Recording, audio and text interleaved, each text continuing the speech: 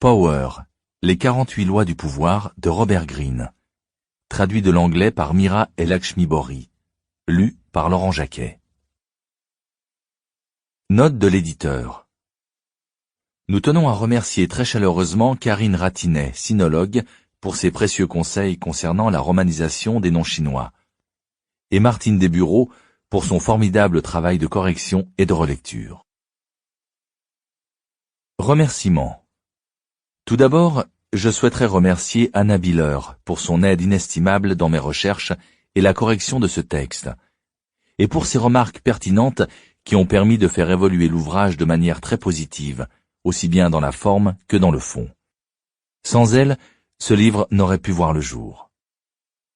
Je souhaite également remercier mon cher ami Michael Schwartz, grâce à qui je me suis impliqué dans la création de l'école d'art Fabrica en Italie, où j'ai rencontré Joe Stelfers, l'éditeur de Power, les 48 lois du pouvoir. C'est grâce à Fabrica que Just et moi avons compris qu'un classique tel Machiavel ne vieillit pas. De nos discussions à Venise est né ce livre. Je voudrais remercier Henri Le Goubin qui, durant des années, m'a raconté quantité d'anecdotes machiavéliques, notamment à propos des personnages français qui tiennent une grande place dans ce livre. Je tiens également à dire merci à Les et Sumiko Biller, qui m'ont prêté de très nombreux ouvrages sur l'histoire japonaise et qui m'ont notamment aidé à comprendre tous les aspects de la cérémonie du thé au Japon. De même, je remercie mon amie Elisabeth Yang, qui m'a apporté des éclaircissements sur l'histoire chinoise. Un tel ouvrage dépendait largement des sources disponibles, et je remercie du fond du cœur la bibliothèque de recherche de l'Université de Californie à Los Angeles, UCLA. J'ai passé de nombreuses et agréables journées à parcourir leur collection.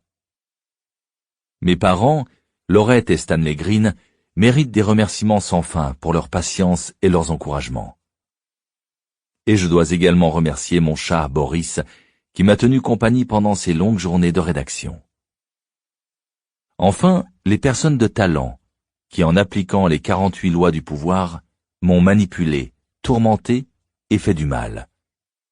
Je ne leur en veux pas, et je les remercie d'avoir été une source d'inspiration pour écrire cet ouvrage. Robert Greene. À Anna Biller et à mes parents. R. G. Préface. Le sentiment de n'avoir aucun pouvoir sur les gens et les événements est difficilement supportable. L'impuissance rend malheureux. Personne ne réclame moins de pouvoir, tout le monde en veut davantage. Dans la société d'aujourd'hui, cependant, il est dangereux de paraître avide de pouvoir, d'afficher ses ambitions. Il faut montrer des dehors impeccablement décents et honnêtes. Mieux vaut donc faire preuve d'un certain sens des nuances, se montrer sympathique et liant, mais n'en être pas moins habile, voire retors. Cette constante duplicité rappelle tout à fait la dynamique du pouvoir jadis en vigueur à la cour. Tout au long de l'histoire, une cour s'est en effet toujours formée autour du personnage investi du pouvoir, roi, reine, empereur, dictateur. Les courtisans étaient dans une position particulièrement délicate. Il leur fallait bien sûr servir leur maître, mais s'ils paraissaient trop serviles, s'ils cherchaient trop ouvertement à gagner ses faveurs, les autres courtisans ne manquaient pas de le remarquer et de leur mettre des bâtons dans les roues. Par conséquent, les tentatives pour entrer dans les bonnes grâces du souverain devaient être subtiles. Et même les courtisans talentueux, capables d'une telle ingéniosité, devaient se protéger de leur père qui à tout moment intriguait pour les évincer. En même temps, la cour était censée être le comble de la civilisation et du raffinement. On désapprouvait les actions violentes ou la recherche trop ouverte du pouvoir. Les courtisans ourdissaient secrètement contre ceux des leurs qui utilisaient la force. C'était là leur dilemme. Tout en étant un parangon d'élégance, chacun devait se montrer plus malin que ses rivaux et contrecarrer leurs projets de la manière la plus voilée. Avec le temps, le courtisan habile apprenait à agir de manière indirecte. S'il frappait son adversaire dans le dos, c'était avec un gant de velours et le plus charmant sourire. Au lieu d'utiliser la coercition ou la trahison pure et simple, le parfait courtisan traçait son chemin grâce à la séduction et au charme. Il appliquait une tactique consommée de manipulation, planifiant toujours plusieurs coups à l'avance. La vie à la cour était un jeu sans fin qui nécessitait une vigilance constante et de la stratégie. Une guerre feutrée. De nos jours, on se heurte au même étrange paradoxe. Tout doit paraître civilisé, décent, démocratique et juste. Mais si on applique ces règles à la lettre, on se fait écraser par plus malin que soi.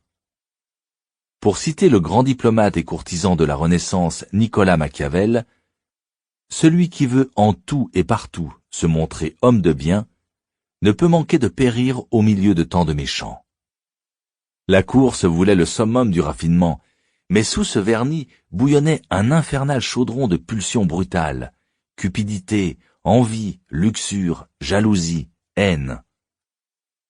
Le monde d'aujourd'hui se croit au fait de la justice, et pourtant, les mêmes vices immondes sont tapis en chacun de nous, comme autrefois.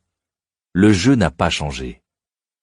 Extérieurement, on est censé y mettre les formes, mais à part soi, à moins d'être stupide, il faut apprendre à suivre le conseil de Napoléon.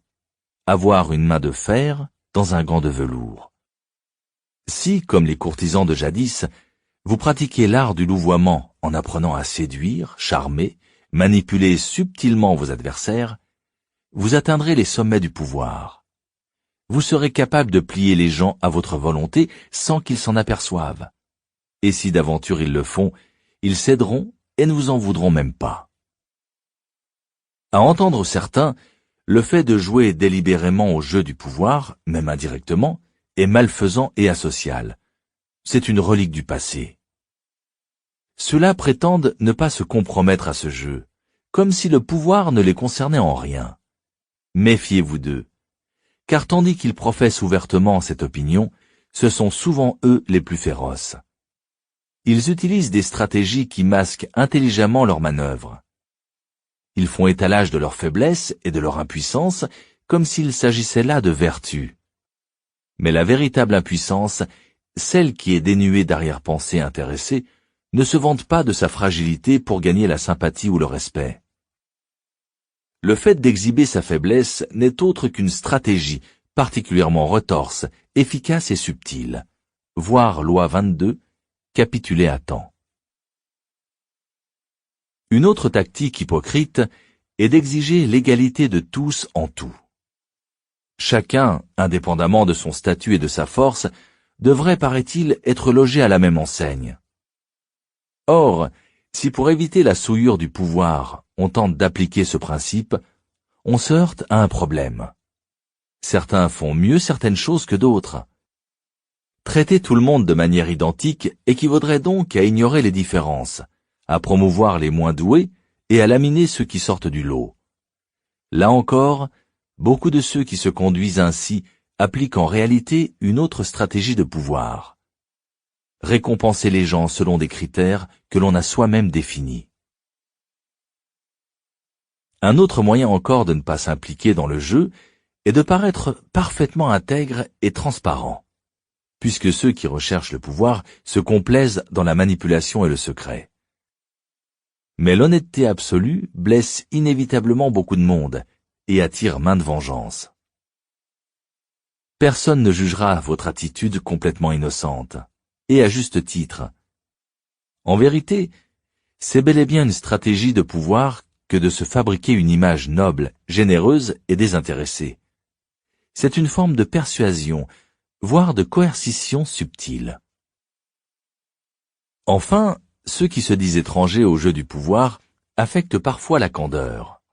Là encore, soyez vigilants, car une apparente ingéniosité peut n'être qu'une manipulation parmi d'autres. Voir loi 21, assaut, sot et demi. Même la naïveté authentique n'est pas nécessairement innocente. Les enfants peuvent être naïfs de bien des manières, mais ils cherchent souvent, d'instinct, à prendre le contrôle de leur entourage. Les enfants souffrent de leur sentiment d'impuissance face aux adultes, et ils utilisent les moyens à leur portée pour se faire une place. Les vrais innocents ont comme tout le monde besoin de pouvoir, et ils sont souvent d'une efficacité d'autant plus redoutable à ce jeu que leur stratégie n'est pas calculée. Une fois encore, ceux qui font étalage d'innocence sont parfois les moins innocents de tous.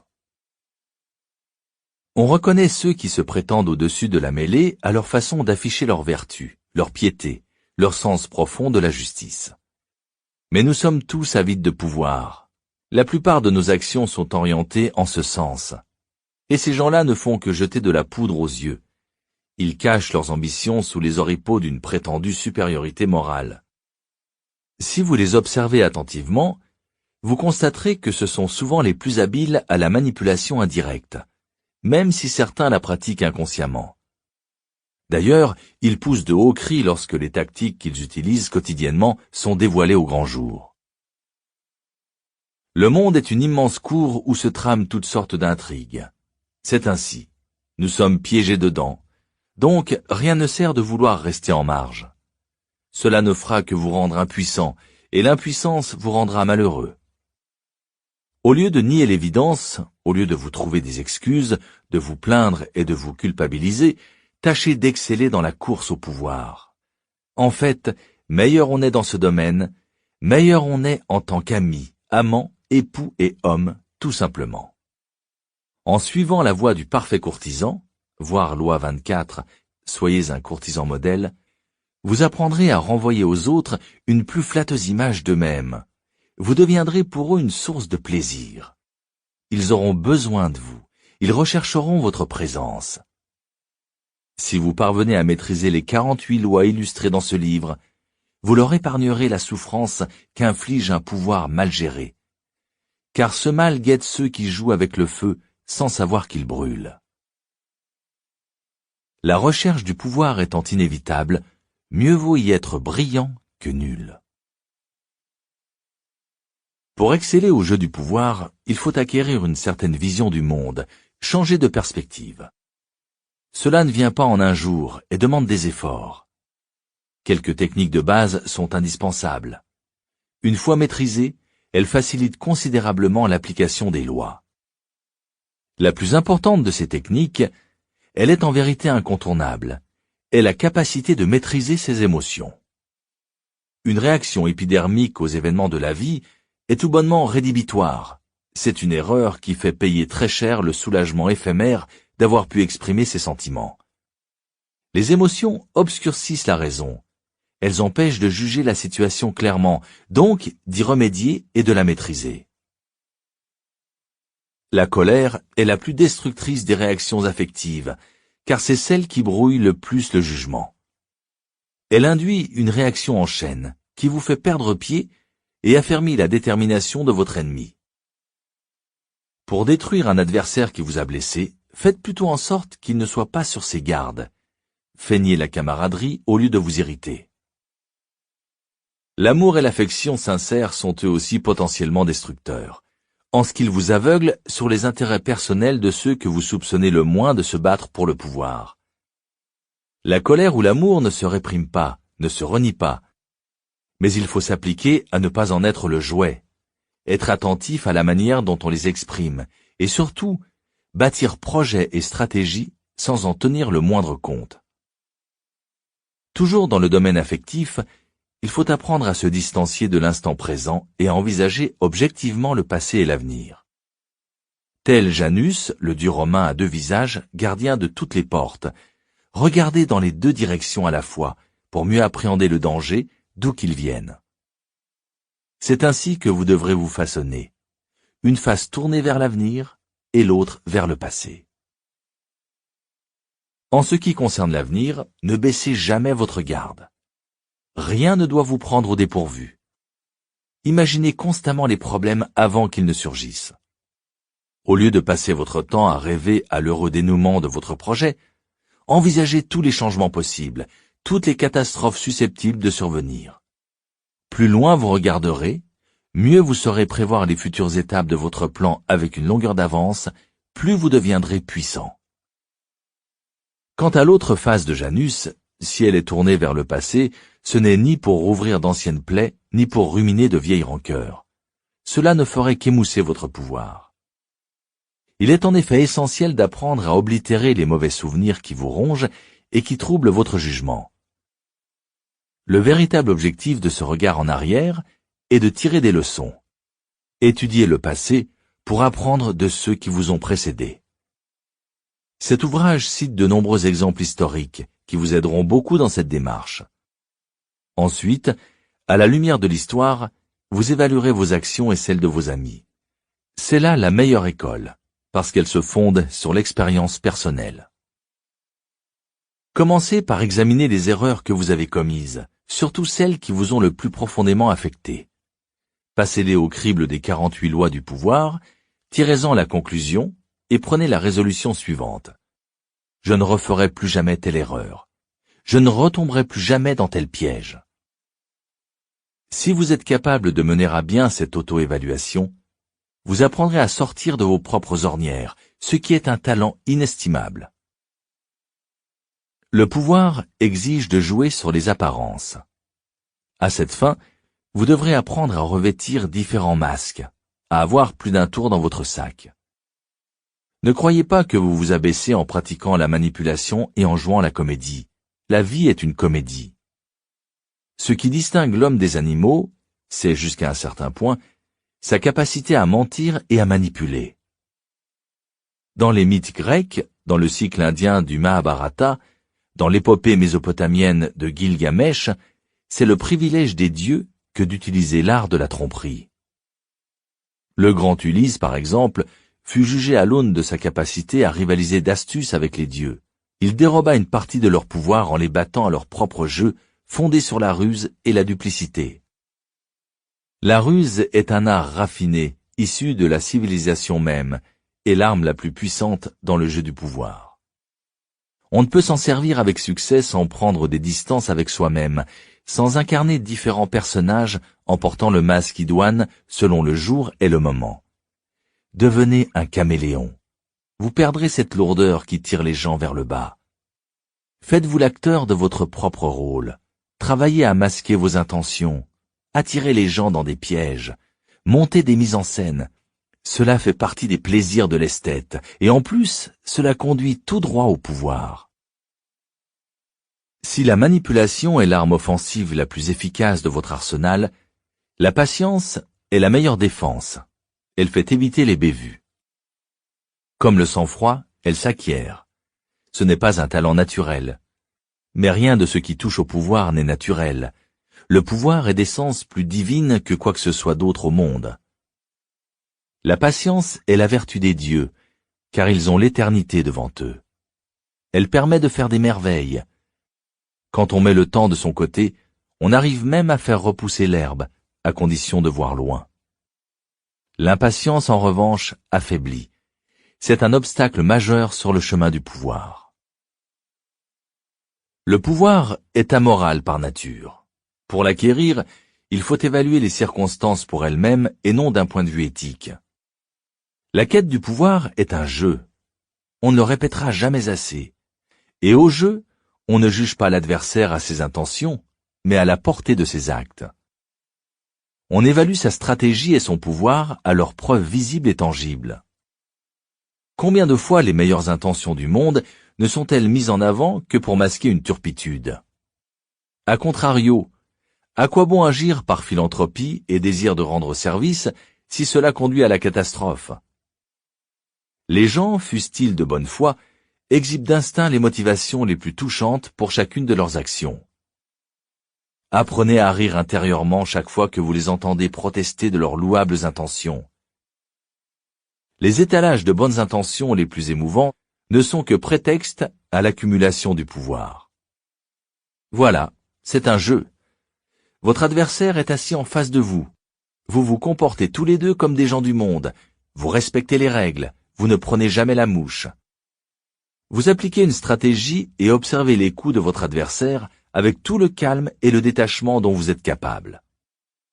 En fin de compte, vous apprécierez sa politesse et serez indifférent à ses motivations les plus retorses. Entraînez-vous à suivre d'un œil d'aigle les résultats de ses mouvements, restez attentif aux éventuels changements sur l'échiquier et ne vous laissez pas distraire par quoi que ce soit d'autre. La moitié de la maîtrise du pouvoir provient de ce qu'on ne fait pas, de ce qu'on ne se permet pas. Pour cela, vous devez apprendre à évaluer toute chose d'après ce qu'elle vous coûte. Comme l'a écrit Nietzsche, la valeur d'une chose réside parfois non dans ce qu'on gagne en l'obtenant, mais dans ce qu'on gagne pour l'acquérir, dans ce qu'elle nous coûte. Peut-être atteindrez-vous votre but, et un but louable, mais à quel prix? Appliquez partout cette norme, notamment pour décider si vous allez collaborer avec quelqu'un ou lui rendre service. En définitive, la vie est courte. Certaines occasions ne se présentent pas tous les jours et vous avez un capital limité d'énergie à dépenser. Votre temps, notamment, n'est pas extensible. Ne gaspillez jamais un temps précieux. Ne vous tourmentez pas pour le compte des autres, ce serait trop cher le payer. L'arène du pouvoir est la société. Pour le conquérir et le garder, il vous faudra développer votre capacité à comprendre les autres. Comme l'a écrit le grand penseur et courtisan du XVIIe siècle, Balthazar Gracian, il y a bien de la différence entre entendre les choses et connaître les personnes, et c'est une fine philosophie que de discerner les esprits et les humeurs des hommes. Il est aussi nécessaire de les étudier que d'étudier les livres. Pour devenir le maître du jeu, il faudra vous montrer fin psychologue. Vous devrez discerner les motivations de vos partenaires à travers le nuage de fumée derrière lequel ils camouflent leurs actions.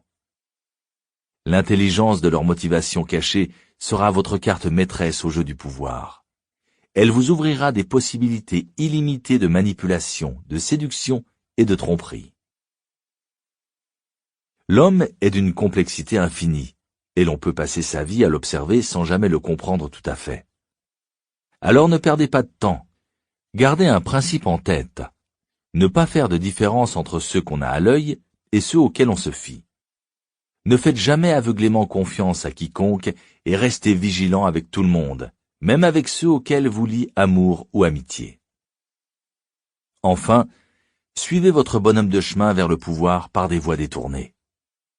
Comme la boule de billard qui rebondit plusieurs fois avant de percuter son objectif, vos mouvements devront être prévus et exécutés de la manière la moins évidente possible.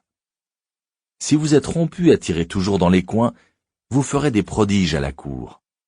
Tout en passant pour un parangon de bonne éducation, vous mettrez tout le monde dans votre poche et votre mouchoir par-dessus. Les 48 lois du pouvoir se présentent comme une sorte de manuel de l'art de biaiser, fondé sur les écrits de personnages qui ont étudié le jeu du pouvoir jusqu'à en devenir les maîtres. Leurs ouvrages couvrent une période de plus de 3000 ans, de l'Antiquité chinoise au XXe siècle, en passant par la Renaissance italienne. Vous y relèverez des tendances générales et des thèmes communs. Tous s'attachent à cerner l'essence du pouvoir, que nul n'a encore défini de façon exhaustive. Les 48 lois du pouvoir ont recueilli la quintessence de cette sagesse millénaire, extraite des travaux des plus illustres stratèges. Sun Tzu, Clausewitz, homme d'État, Bismarck, Talleyrand, courtisan, Castiglione, Gracian, séducteur, Ninon de l'Enclos, Casanova, et escroc, Yellow Kid Veil, de l'histoire. Ces lois ont un principe simple. Certains comportements renforcent presque toujours le pouvoir, respect de la loi, tandis que d'autres l'affaiblissent ou le réduisent à néant, violation de la loi. Ces principes sont illustrés par des exemples historiques. Les lois ont une valeur immuable et absolue. Les 48 lois du pouvoir autorisent différentes lectures. Si vous lisez le livre in extenso, en commençant par le début, vous y découvrirez un panorama général du pouvoir. Certaines lois ne vous sembleront pas concerner directement votre situation personnelle, pourtant, vous finirez probablement par trouver que toutes sont applicables, et de fait, liées entre elles. Une telle vue générale vous donnera les moyens de mieux évaluer vos actions passées et de mieux maîtriser vos affaires en cours. Cette approche suscitera en vous une réflexion dont le retentissement aura sur votre vie un effet durable. Mais l'ouvrage a aussi été conçu pour permettre au lecteur d'y piocher çà et là tel ou tel point précis selon les circonstances.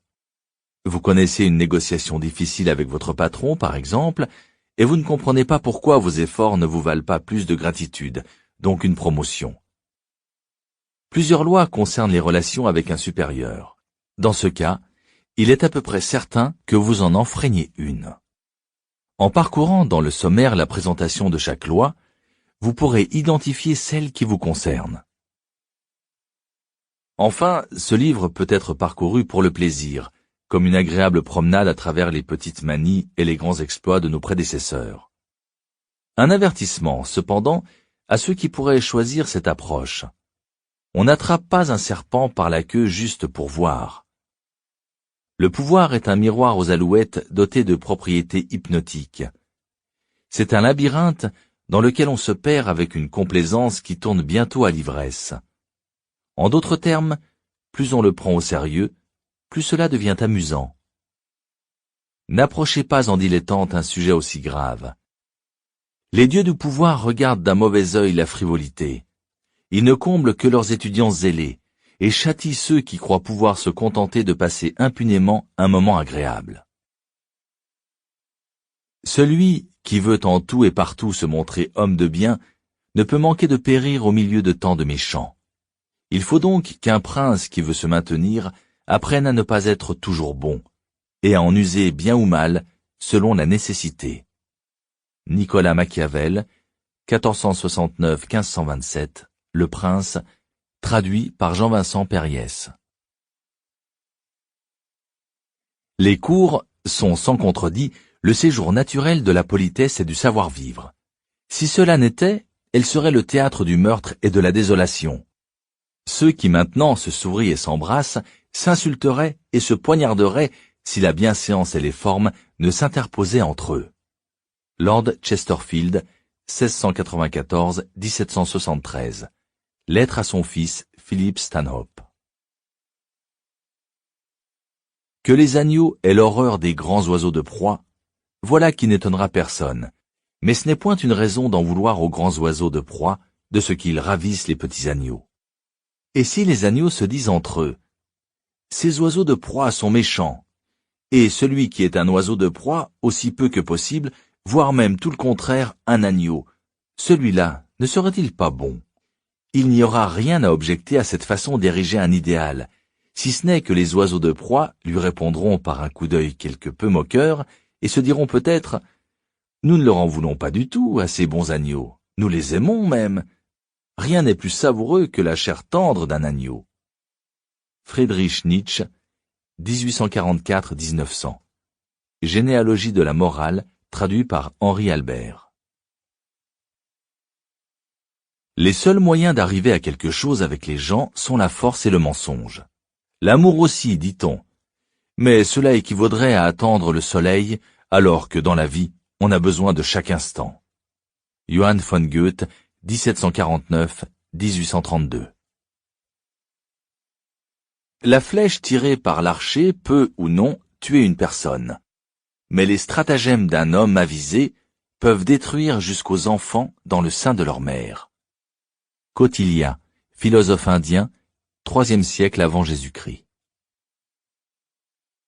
Je me suis demandé comment expliquer le fait que l'homme met tout son talent à déployer tant de ruses, d'artifices et d'ingéniosité pour tromper son prochain et qu'il en résulte un monde plus beau. Francesco Vettori, contemporain et ami de Machiavel, début du XVIe siècle. Un homme qui se vante de ne jamais changer d'opinion est un homme qui se charge d'aller toujours en ligne droite, un niais qui croit à l'infaillibilité. Il n'y a pas de principe, il n'y a que des événements. Il n'y a pas de loi, il n'y a que des circonstances. L'homme supérieur épouse les événements et les circonstances pour les conduire. S'il y avait des principes et des lois fixes, les peuples n'en changeraient pas comme nous changeons de chemise.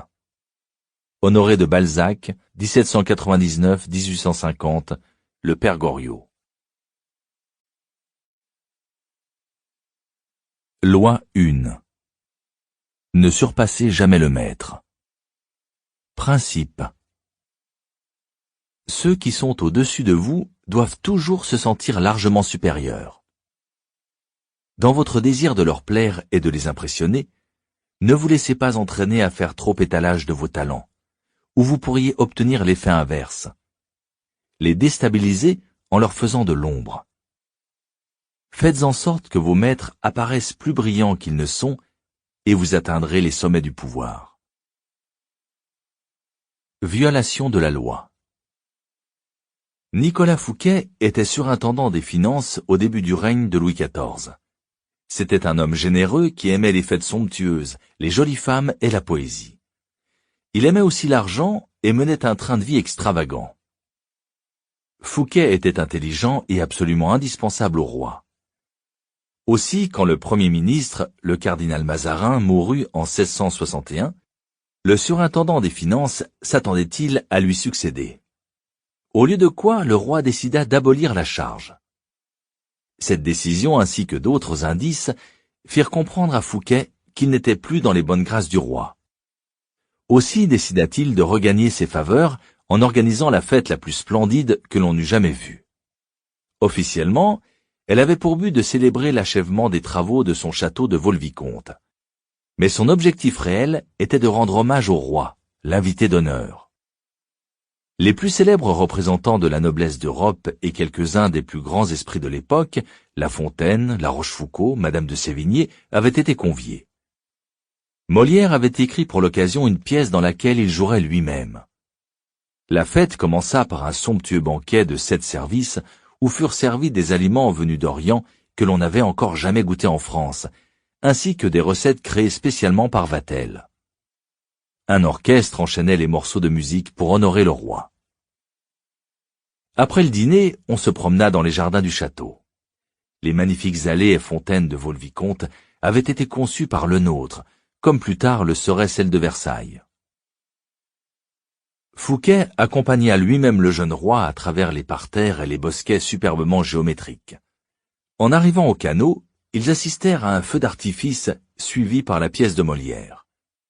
La fête se prolongea fort tard dans la nuit, et tous s'accordèrent à dire que c'était l'événement le plus incroyable qu'ils eussent jamais vu.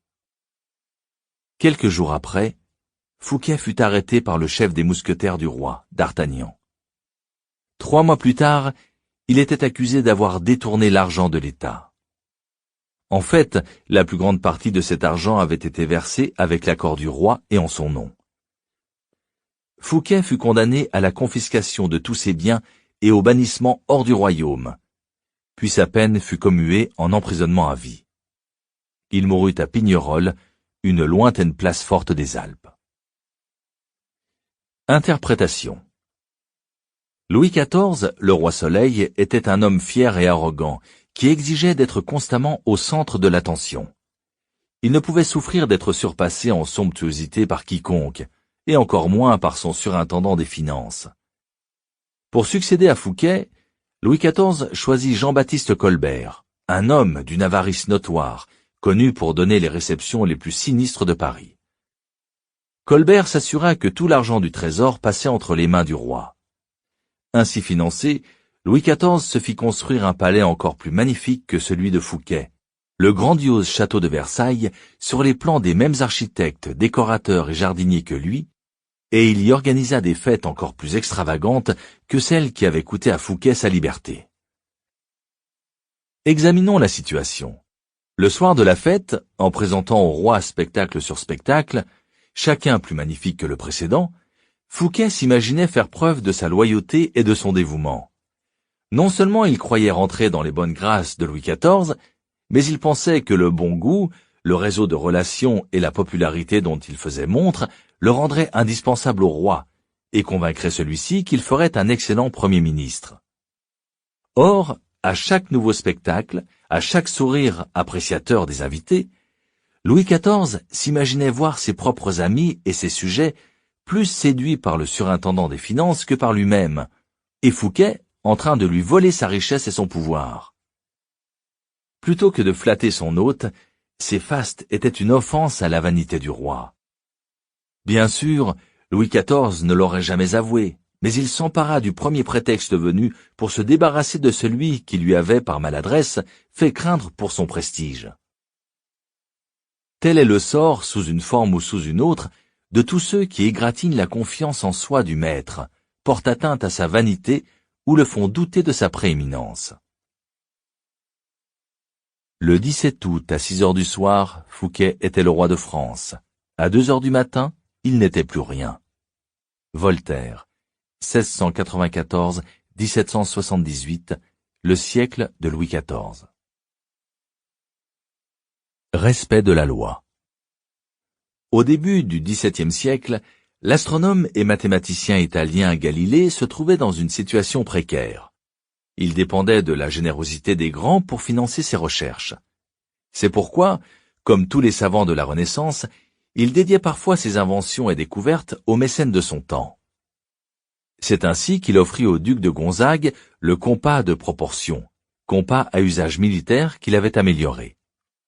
Puis, 9 ans plus tard, c'est aux Médicis qu'il dédicaça le traité expliquant l'utilisation de ce compas. Les princes se souciaient peu de l'intérêt de la découverte, mais ils se montraient reconnaissants de l'attention, ce qui valait à Galilée, qui vivait de cours particuliers donnés aux membres de l'aristocratie, davantage de riches étudiants. Cependant, comme ces mécènes avaient l'habitude de le récompenser par des cadeaux et non par de l'argent, Galilée vivait dans une précarité constante. Il se dit alors qu'il devait exister un meilleur moyen. En 1610, Galilée découvrit les satellites de Jupiter. Au lieu de répartir l'honneur de cette découverte entre ses différents protecteurs, comme par le passé, donnant à l'un sa lunette astronomique, dédicaçant un livre à l'autre, etc., il décida de se concentrer exclusivement sur les Médicis pour la raison suivante. Peu de temps après avoir fondé la dynastie, Côme l'Ancien avait fait de Jupiter, le plus puissant des dieux, le symbole de la maison des Médicis. Symbole d'un pouvoir qui, bien au-delà de la politique et de la banque, les reliait à la Rome antique et à ses divinités. Galilée présenta donc sa découverte astronomique comme un événement cosmique célébrant la grandeur des Médicis. Les astres médicéens, les satellites de Jupiter, se seraient d'eux-mêmes offerts à son télescope au moment où Côme II ceignait la couronne ducale, annonça-t-il. Le nombre des satellites, 4, correspondait aux 4 Médicis. Côme II avait 3 frères. Et les satellites tournaient autour de Jupiter comme ses 4 fils autour de Côme l'Ancien, le fondateur de la dynastie. Plus qu'une coïncidence, c'était la preuve apportée par les cieux eux-mêmes de la céleste ascendance des Médicis. Après leur avoir dédié sa découverte, Galilée fit exécuter un tableau représentant Jupiter assis sur un nuage, avec 4 étoiles en cercle autour de lui, et présenta cette œuvre à Côme II. Résultat, Côme II fit aussitôt de Galilée le philosophe et mathématicien officiel de sa cour, avec un plein salaire. Pour un savant, c'était une jolie réussite. Le temps où il devait quémander auprès de mécènes était révolu. Interprétation. Sa nouvelle stratégie avait valu à Galilée plus que toutes les années passées à la merci de ses mécènes. La raison en est simple. Tous les maîtres veulent paraître les plus brillants. Peu leur importe vérité et invention scientifique. Seul compte pour eux leur propre renom et leur propre gloire. Galilée flattait infiniment plus les Médicis en liant leur nom aux forces cosmiques qu'en faisant d'eux les patrons de quelques nouvelles découvertes de la science. Les savants ne sont pas épargnés par les caprices des mécènes et les vicissitudes de la vie à la cour. Ils ne sont que des courtisans parmi d'autres, gravitant autour de ceux qui tiennent les cordons de la bourse. Et la puissance de leur intellect peut créer chez leur maître un malaise, l'impression de n'être là que comme bailleur de fonds, un rôle obscur et sans prestige.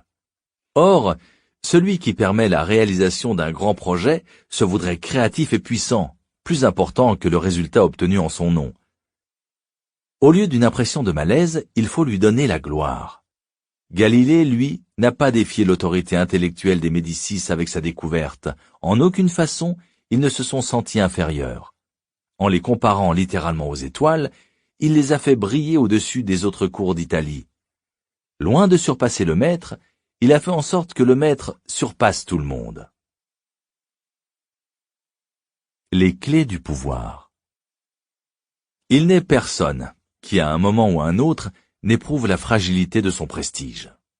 Quand vous dévoilez au monde vos talents, vous suscitez naturellement envie, ressentiment et autres sentiments inavouables. Il faut vous y attendre. Vous ne pouvez évidemment passer votre vie à vous soucier de la mesquinerie des autres. Cependant, avec ceux qui sont au-dessus de vous, montrez-vous avisé. Dans les sphères du pouvoir, surpasser le maître est peut-être la pire erreur qui soit. N'allez pas croire que la vie a changé depuis l'époque des Médicis et celle de Louis XIV. Ceux qui atteignent les sommets sont comme les rois et les reines. Ils veulent se sentir en sécurité dans leur position et supérieurs en intelligence, esprit et charme à ceux qui les entourent. Croire qu'en faisant montre de vos talents, vous allez gagner l'affection du maître est une erreur fatale mais courante. Celui-ci peut feindre de vous apprécier, mais à la première occasion, il vous remplacera par quelqu'un de moins intelligent, moins séduisant, moins célèbre, exactement comme Louis XIV a remplacé le brillant Fouquet par le terne Colbert. Et comme Louis XIV, il n'en admettra pas la raison véritable, mais se servira d'un prétexte pour se débarrasser de vous. Cette loi implique 2 règles que vous devez comprendre.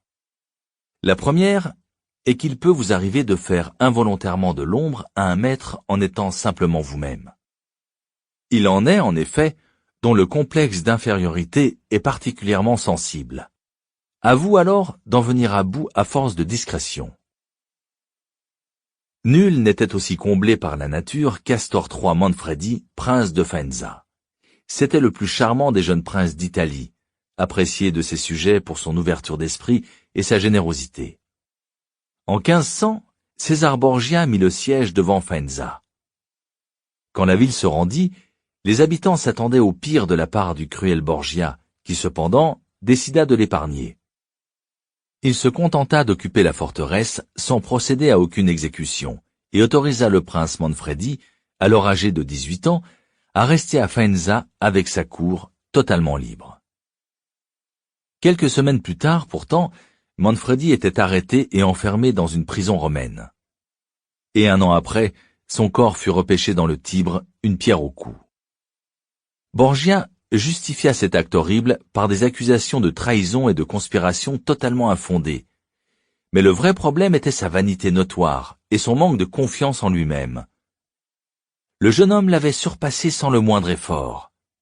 Les dons naturels de Manfredi, sa simple présence, rendaient Borgia moins séduisant, moins charismatique. La leçon est simple. Si vous ne pouvez vous empêcher de traîner tous les cœurs après vous, apprenez à éviter de tels monstres de vanité. Ou trouvez le moyen de mettre vos qualités sous le boisseau lorsque vous êtes en compagnie d'un César Borgia. Seconde règle. Parce que le maître vous aime, ne vous imaginez pas que vous pouvez vous permettre n'importe quoi. On pourrait écrire des livres entiers sur tous les favoris tombés en disgrâce pour s'être crus intouchables et avoir osé surpasser leur bienfaiteur. Le favori de Hideyoshi Toyotomi, ministre des Affaires suprêmes du Japon à la fin du XVIe siècle, s'appelait Sen-no Rikyu. La cérémonie du thé était alors devenue une obsession au sein de la noblesse japonaise. Sen-no Rikyu, un des plus proches conseillers de Hideyoshi, avait été l'un des premiers maîtres de thé à en fixer les règles, ce qui lui avait valu d'être honoré dans tout le pays. Il disposait même d'appartements privés au palais. Pourtant, en 1591, Hideyoshi lui ordonna de se faire seppuku, de se suicider. On découvrit plus tard la raison de ce brusque revers de fortune. Rikyu, d'origine modeste, avait fait faire une statue de lui-même en sandales, un signe aristocratique, et l'avait fait placer à l'étage supérieur d'un portique du Daitokuji, le principal temple de Kyoto. Pour Hideyoshi, Rikyu avait perdu tout sens de la mesure. S'il avait les mêmes droits que les membres de la plus haute noblesse, c'était à son maître seul qu'il le devait. Mais il avait oublié cela, et en était venu à s'en attribuer tout le mérite. Ayant surestimé sa propre importance de manière impardonnable, il le paya de sa vie. Rappelez-vous ceci. Ne considérez jamais votre position comme acquise, et ne vous laissez jamais étourdir par les faveurs qu'on vous a accordées. Conscient du danger d'éclipser votre maître, vous pouvez tourner cette loi à votre avantage. Tout d'abord, flattez son orgueil. La flatterie ouverte, pour efficace qu'elle soit, a ses limites, lourdes, voire grossières, Elle risque de déplaire aux autres courtisans. Une flagornerie plus discrète est beaucoup plus puissante. Si vous êtes plus intelligent que lui, par exemple, prétendez le contraire. Faites en sorte qu'il apparaisse plus intelligent que vous. Jouez les naïfs. Faites appel à son expérience. Commettez de petites fautes qui ne vous feront pas de tort, mais vous donneront l'occasion de solliciter son aide. Les maîtres adorent ce genre de requête. Un maître dont l'expérience ne vous apporte rien peut vous en tenir rigueur. Si vos idées sont plus créatives que les siennes, attribuez-les lui, et si possible en public. Présentez le conseil que vous donnez comme un écho du sien. Si vous avez plus d'esprit que votre maître, vous pouvez jouer les fous du roi, mais ne le faites pas apparaître froid ni guindé en comparaison. Si nécessaire, mettez une sourdine et trouvez des moyens de le faire passer pour la source de la gaieté et du divertissement. Si vous êtes naturellement plus sociable que lui et plus charismatique, prenez soin de ne pas être le nuage qui l'obscurcit aux yeux des autres. Il doit rester le centre de l'attention générale, le soleil autour duquel le monde entier gravite, irradiant sa puissance et sa splendeur. Si vous êtes appelé à le distraire, montrez-lui vos imperfections et vous attirerez sa sympathie. Toute tentative pour l'impressionner par votre grâce et votre générosité peut en revanche se révéler fatale. Pensez à l'exemple de Fouquet, ou payez-en le prix. Dans toutes ces situations, ce n'est pas faire preuve de faiblesse que de déguiser vos forces si cela vous conduit au pouvoir. En laissant les autres vous surpasser, vous gardez le contrôle de la situation au lieu d'être le jouet de leur complexe. Tout cela tournera à votre avantage le jour où vous déciderez de vous élever de votre état d'infériorité. Si, comme Galilée, vous pouvez accroître encore le lustre de votre maître, alors vous serez vu comme un envoyé des dieux et immédiatement promu. Image. Les étoiles dans le ciel. Il ne peut y avoir qu'un soleil à la fois. N'obscurcissez jamais sa lumière. Ne rivalisez pas avec son éclat. Au contraire, fondez-vous dans le ciel et trouvez les moyens de faire briller d'un éclat plus vif l'étoile du maître. Autorité. Se bien garder de vaincre son maître. Toute supériorité est odieuse, mais celle d'un sujet sur son prince est toujours folle ou fatale. C'est une leçon que nous font les astres, qui bien qu'ils soient les enfants du soleil et tout brillants, ne paraissent jamais en sa compagnie. Balthazar Gracian, 1601-1658, l'homme de cour, traduit par Amelot de la Houssaye. A contrario. Inutile de craindre de vexer chaque personne que vous rencontrez, mais votre cruauté doit être sélective.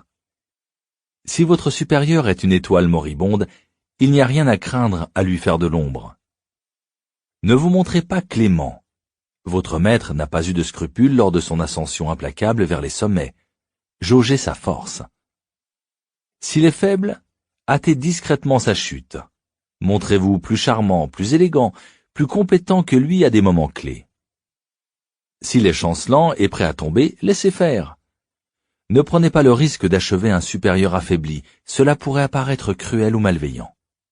En revanche, si votre maître est en position de force et que vous vous savez plus compétent que lui, attendez votre heure.